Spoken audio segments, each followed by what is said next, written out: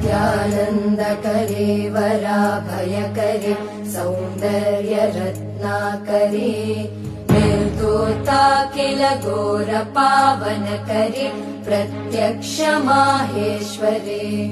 प्रालेयाचलवंशपावनकरे काशीपुराधीश्वरे भिक्षां देहि कृपावलम्बनकरे मातान्नपूर्णेश्वरे नानारत्नविचित्रभूषणकरे हेमाम्बराडम्बरे